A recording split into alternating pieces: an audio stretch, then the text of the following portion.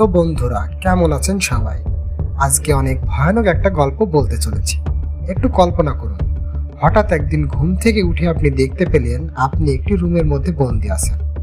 রুমের মধ্যে না আছে কোনো খাবার, না আছে কোনো পানি, আর সেখান থেকে আপনি কিভাবে বের হবেন সেই সম্পর্কেও আপনি অবগত নন।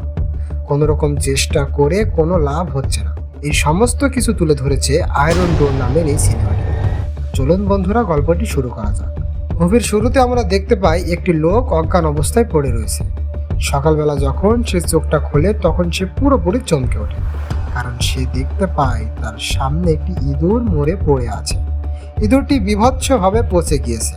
এটি দেখে উঠে পড়ার পর বুঝতে পারে যে সে একটি রুমের মধ্যে বন্দি রয়েছে। ঘরটি দেখতে একটি সিন্দুকের মতো ছিল, একটি দরজা এবং একটি আলমারির মতো কিছু একটা ছিল। সে দেখে মাছিগুলো ইঁদুরটিকে খাচ্ছে। লোকটি তখন ঘড়িতে দেখতে যায় কয়টা বাজে। তখন সে দেখে সকাল 9:30 বেজে গেছে। তারপর সেখান থেকে বেরোনোর জন্য লকারটি খোলার চেষ্টা করে। লকারটি খোলার জন্য সে বিভিন্নভাবে ট্রাই করে, কিন্তু কোনোভাবে সেটি খুলতে পারছে না।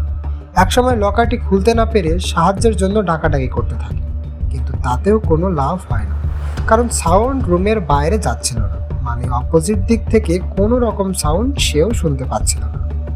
কিছুক্ষণ পর তার প্রচণ্ড প্রসাবের চাপ আসলে কোনো উপায় না পেয়ে সে রুমের মধ্যে তার কাজটি সেরে নেয়।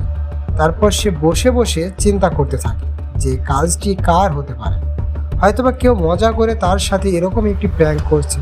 সে মনে করছিল এই কাজটি তার কলিগ টেচারের, কিন্তু একটু পরে সে বুঝতে পারে এই ঘরটির বাইরে কেউ নেই, কেউ তার কথাবার্তা শুনছে না। এটা কোনো প্র্যাঙ্ক না, তাকে সত্যি সত্যি বন্দি করা হয়েছে। ফোনটি বের করে সাহায্য নেওয়ার জন্য কাউকে যে ফোন দিবে, কিন্তু ফোনে নেটওয়ার্ক না থাকায় এই চেষ্টাটিও ব্যর্থ হয়।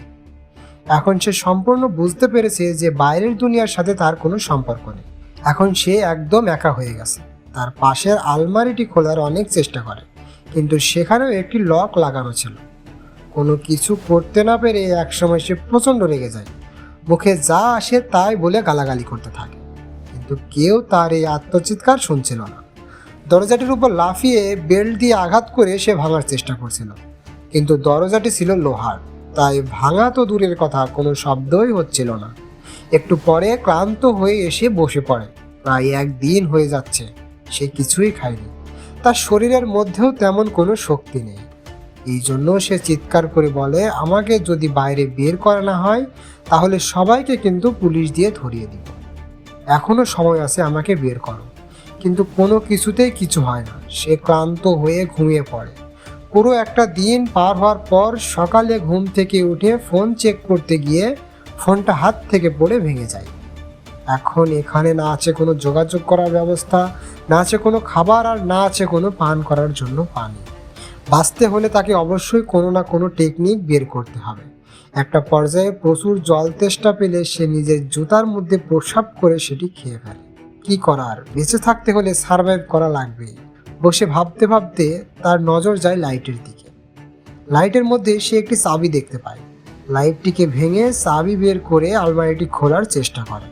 আলমারিটি খোলার পর দেখতে পায় গ্যাসের 2টা সিলিন্ডার, আর তাছাড়া ছেনি, হাতুড়, এ ধরনের কিছু যন্ত্রপাতি। তারপরে এগুলো নিয়ে এসে দরজাটি ভাঙার চেষ্টা করে, কিন্তু এতে কোনো লাভ হয় না। ওয়েল্ডিং মেশিন দিয়েও দরজাটি পোড়ানোর চেষ্টা করে, কিন্তু এটা লোহার দরজা, সহজে পড়বে না। সে ভাবতে থাকে যদি ফায়ার অ্যালার্মটা অ্যাক্টিভ করতে পারে তাহলে এখানে প্রচুর পানি আসবে, অন্তত পানিটা খেয়েও জীবন বাঁচানো যাবে। অ্যালার্ম বাজানোর চেষ্টা করেও কোনো লাভ হয় না, কারণ সেটি নষ্ট ছিল। কোনো কিছুতেই কোনো কাজ হচ্ছে না। এগুলো ভাবতে ভাবতে সে একসময় প্রচণ্ড রেগে যায়। রাগের মাথায় আলমারিটা ভেঙে ফেলে। তারপরে আবার ক্লান্ত হয়ে বসে পড়ে, কারণ প্রায় 2 দিন হয়ে যাচ্ছে তার পেটে কিছুই খাবার পড়েনি। তার শরীরের এনার্জিও কমে যাচ্ছে। সে যখন আশা ছেড়েই দিচ্ছিল, হঠাৎ দেওয়ালে একটি ছিদ্র দেখতে পায়। এটি দেখার পর ছেনি হাতুড়ি দিয়ে সেখানে গর্ত করা শুরু করে। এক পর্যায়ে রুমের অক্সিজেনের ঘাটতি দেখা দেয়। এরপর সে গ্যাসের সিলিন্ডার থেকে পিওর অক্সিজেন নেয়, তারপর অফ করে দেয়, কারণ অক্সিজেন বেশি অপচয় করে কোনো লাভ নেই। ক্ষুধা পেটে কি করবে, তার চোখ যায় ইঁদুরটির দিকে। এই ইঁদুরটির গায়ে যে পোকা হয়ে গিয়েছিল, সে কোনো উপায় না পেয়ে সেই পোকাগুলোকে ধরে খেতে থাকে। জীবিত থাকার জন্য কষ্ট করে হলেও সে খেয়ে নেয়। তারপর সে কিছু না ভেবে গর্ত করা শুরু করে দেয়। একটা পর্যায়ে সে গর্তের শেষ মাথায় পৌঁছে যায়। তখন সে একটি ফুটো করে ফেলে। ওই ফুটোটি দেখার পর সে একটি আশার আলো দেখতে পায়। তখন সে অনেক খুশি হয়ে যায়। তারপরে সে ভাবে যদি গর্তটা বড় করতে পারি তাহলে সে সেখান থেকে বেরিয়ে যেতে পারবে। কোনো রকমে গর্তটা সম্পূর্ণ করে সে ওই পারে এসে পুরোপুরি শক্ট হয়ে যায়। এ রুমের মধ্যে এসে দেখে ওই রুমের মতোই আরেকটি রুম। আর যখনই সে বুঝতে পারে তার সমস্ত কাজকর্ম মাটি হয়ে গেছে, তার সমস্ত পরিশ্রম বৃথা, একটু পরে সে শান্ত হয়ে ভাবে ব্রেন দিয়ে কাজ করতে হবে। তারপর সেই ঘরটি ভালোভাবে দেখতে থাকে। সেখানে সে একটি লাল রঙের বক্স দেখতে পায়। বক্সটি খুলে তার মধ্যে সে একটি মেয়েকে দেখতে পায়। মেয়েটিকে দেখার পরে সে অনেক চমকে ওঠে। মেয়েটিকে জাগানোর অনেক চেষ্টা করে কিন্তু মেয়েটি জাগছিলই না। আর একবার হঠাৎ করে মেয়েটি চিৎকার দিয়ে উঠে পড়ে। মেয়েটি লোকটিকে দেখে অনেক ভয় পেয়ে যায়। একটু পরে আমরা বুঝতে পারি যে দুজনে কেউ কারোর ভাষা বুঝছে না। তারা দুজনেই দুই জায়গার। মেয়েটি চিল্লাচিল্লি করে এখান থেকে পালিয়ে যাওয়ার চেষ্টা করে। কোনো উপায় না পেয়ে সে গর্তটি দিয়ে সেই লোকটির রুমে চলে যায়। লোকটি মেয়েটাকে সব কিছু বোঝানোর চেষ্টা করলেও কিন্তু কোনো লাভ হয় না। একটু পরে সে শান্ত হয়ে বসে পড়ে। তার আর শক্তি নেই মেয়েটিকে বোঝানোর। তারপর সে বক্সটির মধ্যে ঢুকে সে একটি ঘুম দেয়। মাঝরাতে সে মেয়েটি এসে তার ঘুম ভাঙিয়ে দেয়। তাকে সেই হাতুড়ি দিয়ে বলে গর্ত করার জন্য, কিন্তু তার প্রয়োজন অনেক ঘুমের। সে খুবই ক্লান্ত। তারপর আমরা মেয়েটিকে দেখতে পাই সে দেওয়াল ভাঙার চেষ্টা করছে, কিন্তু এই কাজটি এতটাও সহজ ছিল না। আর একটু পরে মেয়েটি তার পার্সোনাল কিছু কাজের জন্য অন্য রুমে চলে আসে। তার পিছু পিছু লোকটিও আসে। মেয়েটি এক পর্যায়ে ভয় পেয়ে গেলে লোকটি তাকে বোঝায় এখন কোনো কিছুই অপচয় করা ঠিক নয়। তারপর তার জুতোটি আগিয়ে দেয় যাতে সে পান করতে পারে। এটি ছাড়া আর দ্বিতীয় কোনো রাস্তা এখানে নেই। মেয়েটি এগুলো বুঝতে পেরে জুতোটি তাকে দেয় এবং সেই লোকটি সেগুলো পান করে, কারণ জীবন বাঁচাতে এর থেকেও কঠিন সময় আসতে পারে। মেয়েটি তার ভাষা না বুঝতে পারলেও সে দেখে সব কিছুই বুঝতে পারে, তাই সেও কিছুটা খেয়ে নেয়, কারণ এখানে জীবিত থাকতে হলে এটাই করতে হবে। লোকটি তাকে পোকামাকড় খাওয়ার জন্য বলে, কিন্তু মেয়েটি এই বিষয়ে না করে দেয়। কোনোভাবে এগুলো তার হজম হবে না। এরপর সে আবারও গর্ত করা শুরু করে। মেয়েটি একসময় কান্না করতে থাকে, কারণ এখান থেকে বের হওয়ার আর কোনো রাস্তা নেই। এটি দেখার পর লোকটিরও খারাপ লাগে, তাই সে মেয়েটিকে একটি গান শোনানোর চেষ্টা করে। তখন আমরা দেখতে পাই তার হাতের উপর সে নিজে একটা আঘাত করে বসে। এক পর্যায়ে তার হাত দিয়ে রক্ত বের হতে থাকে। তারপর মেয়েটি তার মাথার ওড়নাটি খুলে হাতে বেঁধে দেয়। এরপর তাদের মধ্যে একটি বন্ধুত্বপূর্ণ সম্পর্ক তৈরি হয়। তখন তারা নোটিস করে লকারের দরজাটি অটোমেটিক খুলে যাচ্ছে। তারপর তারা দুজন মিলে লকারটি খোলার চেষ্টা করে, কিন্তু লকারটি আবারও লক হয়ে যায়। একটু পরে তারা চেষ্টা করে করে বুঝতে পারে তারা যদি উল্টো হয়ে লকারের দিকে যায়, মানে যতক্ষণ তারা মুখটি উল্টো সাইডে রাখবে ততক্ষণ লকারটি খুলতে থাকবে। এরপরে উল্টো হয়ে লকারটি খোলার চেষ্টা করে। লকারটি খুলে তারা তৃতীয় রুমে আসতে সক্ষম হয়, কিন্তু দুর্ভাগ্যবশত এখানেও বের হওয়ার তেমন কোনো রাস্তা ছিল না। তারপর তারা জায়গাটি ভালোভাবে চেক করতে থাকে। তারা সেখানে একটি কবর দেখতে পায়। এটি দেখে তারা পুরোপুরি শকড হয়ে যায়। মেয়েটি লকারটি খোলার চেষ্টা করতে থাকে।